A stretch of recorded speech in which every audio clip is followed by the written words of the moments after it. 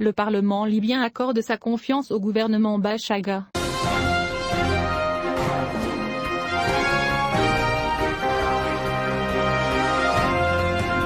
La Chambre des représentants libyenne, tenue à Tobrouk, a accordé sa confiance à un nouveau gouvernement dirigé par Fathi Bachaga, pour être une alternative au gouvernement d'union nationale dirigé par Abdelhamid Al-Dabeiba, qui refuse de céder le pouvoir à l'exception d'une autorité élue. Et 92 députés sur 100 à présent ont voté en faveur de l'octroi de la confiance au nouveau gouvernement, lors de la séance, qui a duré moins de 30 minutes et a été retransmise par les médias locaux. À l'issue de la session, la présidente du Parlement, Akila Saleh, a déclaré que, d'après ce vote, la confiance a été donnée au nouveau gouvernement. L'annonce intervient alors qu'un processus de paix fragile est poussé au bord du gouffre, avec le risque de nouveaux combats ou de nouvelles divisions. L'annonce par le Parlement de Fathi Bachaga au poste de Premier ministre après un vote télévisé en direct exacerbe une lutte de pouvoir avec le gouvernement de transition dirigé par Dabeiba, qui a pris ses fonctions dans le cadre d'un processus soutenu par les Nations Unies l'année dernière.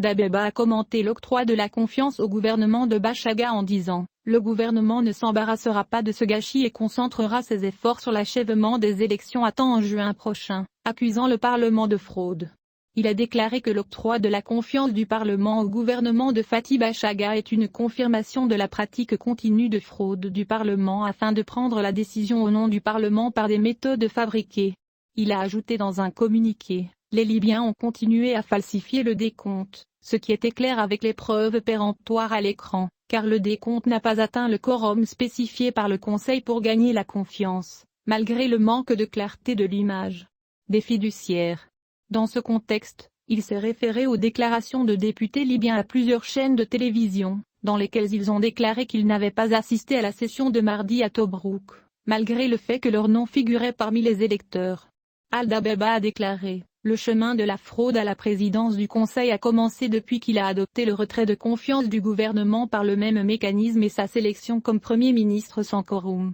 Aussi, toutes ces mesures ont été prises en violation de l'accord politique, qui stipulait des mécanismes clairs dans les procédures d'amendement constitutionnel et de formation du pouvoir exécutif, qui étaient des procédures unilatérales appartenant au pays jusqu'à la division. » Autre indication de l'état de chaos attendu à la lumière de l'impasse politique, le Parlement libyen a condamné, mardi soir, dans un communiqué, ce qu'il a qualifié de menaces à l'encontre d'un grand nombre de députés, y compris des menaces de mort, les empêchant de retourner en leur maison et assaillant leur résidence. Le Parlement a décrit à quoi un certain nombre de députés ont été soumis comme un comportement terroriste et criminel qui ne peut être émis que par des criminels hors la loi, tenant l'autorité exécutive, en référence au gouvernement Dabeiba, entièrement responsable de la sûreté et de la sécurité des parlementaires. Il a exprimé sa solidarité avec ceux qui ont été menacés et soutenus par tous ces députés indépendamment de toute orientation politique, soulignant la liberté d'opinion de chaque député et rejetant toute tentative d'influencer les positions politiques des députés.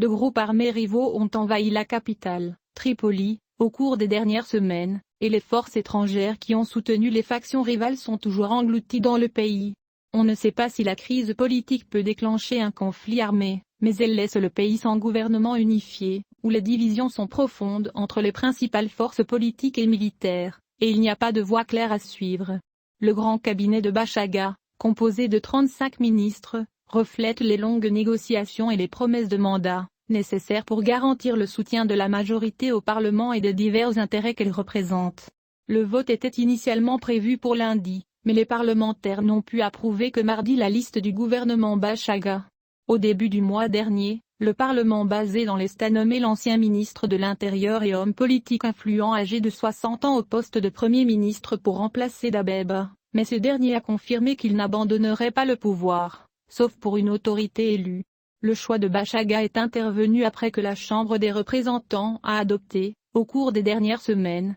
une nouvelle feuille de route, selon laquelle le gouvernement sera reconstitué et des élections auront lieu dans un délai maximum de 14 mois. Ce qui a provoqué la division et le rejet du report de leur tenue jusqu'à une date aussi lointaine. À la fin du mois dernier, Dabeiba a présenté une initiative visant à organiser des élections législatives et à relayer les élections présidentielles avant la fin du mois de juin prochain, dans le but de supprimer la Chambre des représentants et de ne pas permettre à son rival, Bachaga, d'accéder formellement au pouvoir. Dans ce cadre, Dabeba a été nommé il y a un an par le Forum de dialogue politique libyen à la tête d'un gouvernement de transition, dont la mission est d'unifier les institutions et de conduire le pays aux élections présidentielles et législatives prévues le 24 décembre dernier. Mais les divergences profondes ont conduit au report synodie de ces élections. La communauté internationale fondait de grands espoirs sur ces élections, qui contribueraient à la stabilité d'un pays ravagé par le chaos depuis 11 ans. La situation en Libye n'est pas connue avec la présence de 2 premiers ministres au pouvoir, avec la multiplication des avertissements que ce serait le début d'une division politique, comme celle qui a ravagé le pays à 2 chefs d'exécutif il y a environ 8 ans depuis.